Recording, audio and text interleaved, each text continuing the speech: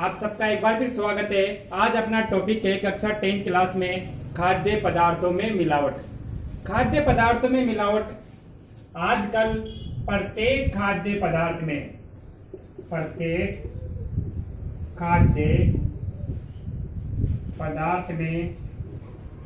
30 से 40% मिलावट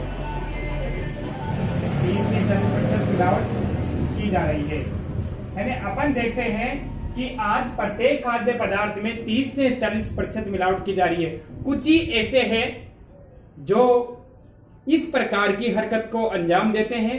सभी व्यक्ति के लिए अपन नहीं कह सकते हैं कि सभी दुकानदार है या सभी जो भी इस क्षेत्र में हैं वो सभी मिलावट करते हैं, लेकिन ज्यादातर अधिकांश 30 से 40% पदार्थों में या 30 से 40% खाद्य पदार्थों में कम से कम 30 से 40% मिलावट, यानी सभी खाद्य पदार्थों में नहीं, 30 से 40% खाद्य पदार्थों में 30 से 40% मिलावट की जा रही है, जो कि एक बहुत ही दयनीय स्थिति है। इस प्रकार के लोग कम समय में क्या होता है, कम समय में अधिक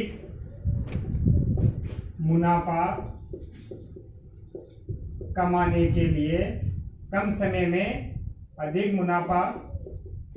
के लिए इस प्रकार की हरकत को अंजाम देते हैं। यानी ये देख लो आप कि कम समय में अमीर बनने के लिए भी हो सकता है या कम समय में अधिक आय अर्जित करने के लिए इस प्रकार की हरकत को अंजाम देते हैं। किस प्रकार की हरकत को? खाद्य पदार्थों में मिलावट की। अब अपन देखते हैं कि सभी प्रकार के जब खाद्य पदार्थों में मिलावट की जा रही है तो कौन कौन से ऐसे खाद्य पदार्थ है जिनमें मिलावट की जा रही है। अपन सबसे पहले लेते हैं कोल्ड ड्रिंक्स।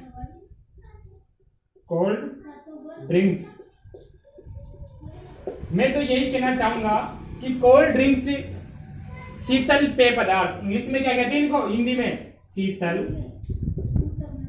पेय पदार्थ सरकार द्वारा, केंद्र सरकार हो या राज्य सरकार द्वारा, कोल्ड ड्रिंक्स पर अब तक कोई भी ऐसा मानक नियम नहीं बनाया गया है कि इसमें किसी भी पदार्थ की कितनी मात्रा होनी चाहिए। यानी एक मानक नियम होना चाहिए कि कोल्ड ड्रिंक्स में इस पदार्थ की इतनी मात्रा से अधिक नहीं होनी चाहिए, अगर होती है तो गैर कानूनी माना जाए। लेकिन अब तक कोल्ड ड्रिंक्स में ऐसा कोई भी मानक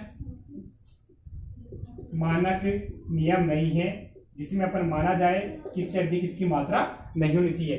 शीतल पेय पदार्थ या कोल्ड ड्रिंक्स में कई प्रकार के ऐसे हानिकारक पदार्थ मिलाए जा रहे हैं जो कि हमारे लिए एक बहुत ही ज्यादा हानिकारक होते हैं। आज हम इसके बारे में चर्चा करते हैं और आपको बताते हैं कि कौन कौन से ऐसे पदार्थ है जो कोल्ड ड्रिंक्स में मिलाए जाते हैं, जिससे कि एक बार अगर आप ये जान जाओगे कि अपने लिए कितने हानिकारक है तो आप इससे दूर ही रहोगे।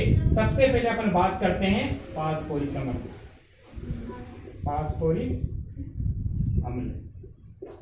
अम्ल है, ये किसमें मिलाया जाता है? कोल्ड ड्रिंक्स में। किसमें?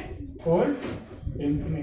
अब जब कोल्ड ड्रिंक्स में ये मिलाया जाता है तो ये कितना हानिकारक है? दांतों होते हैं अपने दांतों को गलाने की क्षमता। आप जानते हैं जब कोल्ड ड्रिंक्स पीते हैं और कुछ समय के लिए अगर वो रह जाती है दांतों में तो आपको कैसा महसूस होता है। तो अब देखिए अपने लिए हानिकारक है या नहीं है? ये हानिकारक होगा और साथ में हमारी हड्डियों को भी नुकसान पहुंचाता है, कमजोर करता है। तो कोल्ड ड्रिंक्स के लिए कहलाती है। इसके अलावा देखो आप इसमें लिंडेन है, DDT, ये इसका नाम आपको पता होना चाहिए, डाई क्लोरो, हिंदी में बताइए आपको, die chloro die phenyl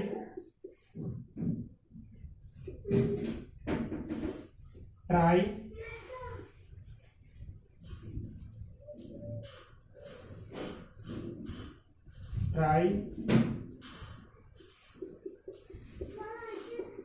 ethane,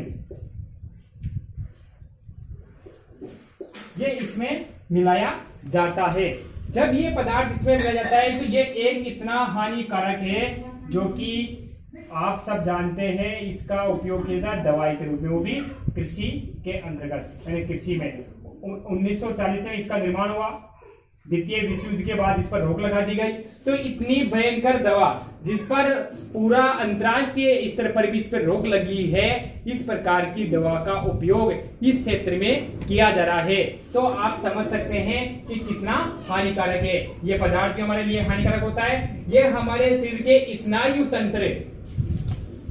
तंत्र है, कैंसर जैसी बीमारियों को भी उत्पन्न कर रहा है। तो आप इन सब चीजों को जानने के बाद आप इनसे दूरी ही रहने की कोशिश करें कि ये हमारे लिए कितने हानिकारक है। आगे अपन बात करते हैं और कौन से पदार्थ है जो इसमें मिलाए जाते हैं। सबसे पहले आप लोग एक चीज को नोट करो, कभी आपने देखा है पानी की एक बोतल को अगर अपन फ्रिज में रखते हैं तो वो बर्फ में बदल जाती है अगर उसे आइस बॉक्स में रखते हैं, लेकिन आप शीतल पेय पदार्थों को बर्फ में या कहीं भी रखो फिर भी वह 0 डिग्री टेम्परेचर पे यानी 0 डिग्री सेल्सियस पे भी वह किस में नहीं बदलते, बर्फ में या आइस में नहीं बदलते। अब आप बता सकते हैं जब वो आइस में नहीं बदल रहे तो क्या कारण होगा, क्योंकि उसमें एक कारण है इथेलीन ग्लाइकोल। किसमें मिलाया जा रहा है ये इथिलीन ग्लाइकोल? शीतल पेय पदार्थों में मिलाने के कारण ये 0 डिग्री टेम्परेचर पर भी यानी 0 डिग्री तापमान पर भी ये बर्फ में या आइस में नहीं बदलता और ये हमारे शरीर में बहुत ज्यादा हानि पहुंचाता है। तो ये चीज भी नोट कर लेना आप कि किस टेम्परेचर पर या किस को मिलाने के कारण शीतल पेय पदार्थ आइस में नहीं बदलते। इसके बाद अपन देखते हैं और क्या मिलाया जाता है, बेंजोइक अम्ल है वो भी इसमें मिलाया जा रहा है। इसके अलावा बेरोथ्रिक है, ठीक है, ये भी इसमें मिलाया है। इसके अलावा एक और देखो आप सीसा जिसे अपन कहते हैं, इसका प्रतीक है लेड टीबी। ये अगर इसमें मिलाया जा रहा है, सीसा भी शीतल पेय पदार्थ में मिलाया जाता है 0.01% के रूप में। जब इतना 0.1% सीसा जिसे अपन कांच कहते हैं, जो लेड इसका प्रतीक होता है टीबी, ये भी अगर शीतल पेय पदार्थ में मिलाया जा रहा है तो हमारी हड्डियों को कितना नुकसान पहुंचाता होगा, हमारे शरीर में कितना नुकसान पहुंचाता होगा।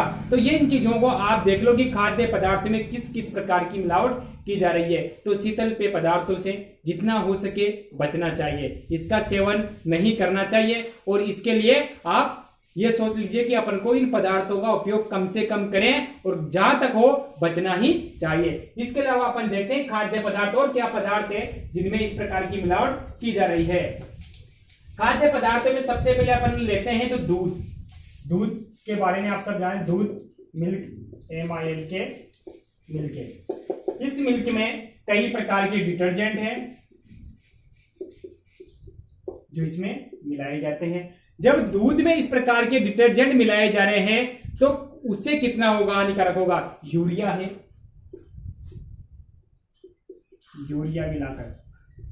मिलाकर भी दूध को बेचा जा रहा है। इस प्रकार दूध में इस प्रकार की चीजें मिलाने के कारण हमारे शरीर पर क्या प्रभाव पड़ता होगा। इसी प्रकार अपन देखते हैं मिर्च है, मिर्च में लाल पाउडर, कौन सी लाल पाउडर है, ईंट का बुर्रादा वो भी इसमें लाया जा रहा है। हल्दी है, हल्दी में कई प्रकार के केमिकल है जो मिलाए जा रहे हैं। इसके अलावा अपन देखते हैं काली मिर्च में पपीता के बीज है। इसी प्रकार तेल है, तेल में जैसे सरसों का तेल है तो उसमें सत्यानाशी के बीज, सत्यानाशी के जो बीजों का तेल है, बीजों का तेल मिलाया जा रहा है। तो इस प्रकार सभी प्रकार के जो खाद्य पदार्थ है इस प्रकार की मिलावट की जा रही है।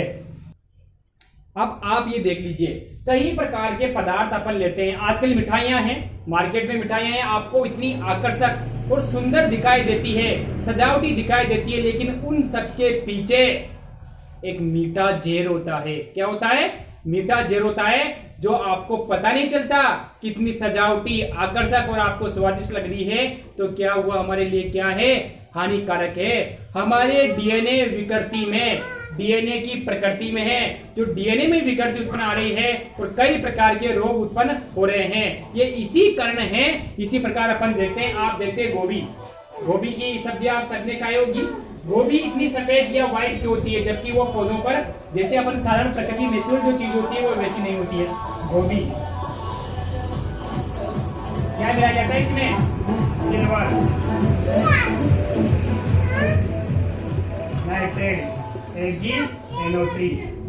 जब ये इसमें मिलाया जाता है तो ये बिल्कुल व्हाइट कलर की दिखाई देती है। क्या होती है? व्हाइट दिखाई देती है। इस व्हाइट दिखाई देने के लिए ये मिलाया जाता है, जिससे कि गोभी आकर्षक रूप से बिकती है और मार्केट में धड़ाधड़ बिकती रहती है। लेकिन अपन ये नहीं देखते कि ये इतनी सफेद कैसे हो रही, जबकि नेचुरल ऐसी नहीं होती है। अब ये चीजें हमारे लिए हानिकारक होगी या नहीं होगी? इसी प्रकार ये जो डीएनए में विकृति आई है, डीएनए में परिवर्तन आया है, इस परिवर्तन के कारण व्यक्ति बिल्कुल कमजोर होता है, शारीरिक रूप से कमजोर है, कमजोर, वीकनेस आ जाना, कमजोर है, फिजिकल रूप से यानी शारीरिक रूप से कमजोर है, मानसिक मेंटल रूप से कमजोर होगा, बौद्धिक रूप से यानी उसकी जो बौद्धिक सोचने संबंधी की स्मरण शक्ति है वो भी कमजोर हो सकती है। तो अपन ये देखना है कि इस प्रकार जो जितने भी खाद्य पदार्थ है इनमें जो मिलावट की जा रही है, इस मिलावट को अपन को कैसे रोकना है। तो इसके लिए सरकार द्वारा, सुनिए आप, खाद्य पदार्थों में या औषधियों में जो मिलावट है उसके लिए एक विनियमीय, क्या हुए? विनियमीय औषधि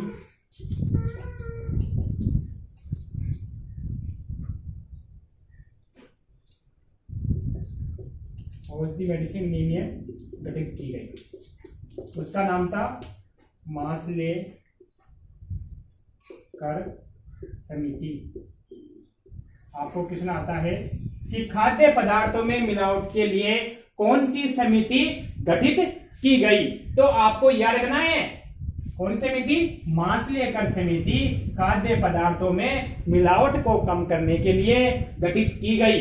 ये इसने क्या सुझाव दिया था? इसने ये सुझाव दिया था कि कोई व्यक्ति, दुकानदार कोई भी खाद्य पदार्थ में अगर मिलावट करता है तो उसे कितनी बड़ी सजा मिलनी चाहिए? मृत्यु दंड। क्या मिलना चाहिए? मृत्यु दंड की सजा का प्रावधान किस समिति ने किया? मास्लेकर समिति ने खाद्य पदार्थों में मिलावट करने के लिए करने वालों को मृत्यु दंड तक की सजा का प्रावधान किया।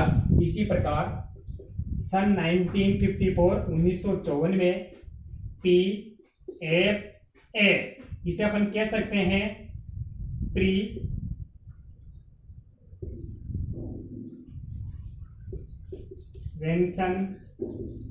ऑफ फूड एडल्ट्रेशंस, यानी खाद्य पदार्थों में मिलावट के लिए एक प्रकार की जो जिसे कहते हैं खाद्य पदार्थ अल्प मिश्रण निषेध अधिनियम। खाद्य पदार्थ अल्प मिश्रण, खाद्य पदार्थ अल्प मिश्रण निषेध अधिनियम। अधिनियम इंग्लिश में कहते हैं एक्ट। कौन सा एक्ट है ये? 1954 ACT के 1954 PFA एक्ट गठित किया गया। इसने कम से कम 65 खाद्य पदार्थों पर, कितने, ये क्वेश्चन आता है, 65 खाद्य पदार्थों पर मिलावट के अंतर्गत लिया गया। आप देख लो, आप मैं जो बताया था 30 से 40% से भी ऊपर जाता है। 65 खाद्य पदार्थों पर मिलावट के लिए एक अधिनियम बनाया गया कि अगर इनमें खाद्य पदार्थों पर कोई मिलावट करता है तो उनको कठोर से कठोर सजा दी जाए, उन पर रोकथाम लगाई जाए। लेकिन सरकार द्वारा इस नियम को कठोरता से इसका क्रियान्वयन नहीं किए जाने के कारण ये आज भी 1954 को अगर अपन देखते हैं, कम से कम आज ये कितना समय है, 66 वर्ष बाद भी, 66 वर्ष बाद भी आज ये ऐसा का ऐसा ही है। फिर भी धड़ाधड़ मार्केट में खाद्य पदार्थों पर मिलावट की जा रही है। लेकिन जब तक सरकार द्वारा कठोरता से इसका क्रियान्वयन नहीं किया जाएगा तब तक खाद्य पदार्थों पर मिलावट ऐसे ही होती रहेगी। आप लोगों को मैं बताना चाहता हूं विद्यार्थियों, क्योंकि कक्षा 10 में इस पर एक लेख आता है और 3 नंबर का क्वेश्चन बनता है। कितने नंबर का? 3 नंबर का जो क्वेश्चन बनता है वो क्वेश्चन होता है इसमें, यानी लघु उत्तरात्मक वाला क्वेश्चन आता है। 3 नंबर का क्वेश्चन आता है कि खाद्य पदार्थों पर मिलावट पर एक लेख लिखिए या खाद्य पदार्थों पर मिलावट के बारे में आप क्या समझते हैं, अपने सुझाव दीजिए। कौन सी समिति गठित की गई? माशलेकर समिति गठित की गई। इसके अलावा आपको यह भी देखना है कि कौन सा एक्ट कब बना। PAP एक्ट है, यानी प्रिवेंशन ऑफ फूड एडल्ट्रेशन जो एक्ट बना है, यानी खाद्य पदार्थ अल्प मिश्रण निषेध अधिनियम। इस नियम के तहत क्या बताया गया, उनको क्या सजा दी गई, यानी ठंडे पेय पदार्थ में कौन सा पदार्थ मिला जाते हैं, क्या क्या मिला जाते हैं, खाद्य पदार्थों में क्या क्या मिलावटें की जा रही है। इस मिलावटखोरी को रोकने के लिए अपन क्या कर सकते हैं। विद्यार्थियों, आपको पसंद आए लाइक कीजिएगा, कमेंट कीजिएगा, शेयर कीजिएगा और आप इस चैनल को अधिक से अधिक सब्सक्राइब कराएं, जिससे कि ये अधिक से अधिक आगे बढ़ सके और सभी विद्यार्थी इस ज्ञान को ले सके। थैंक यू, सभी को धन्यवाद।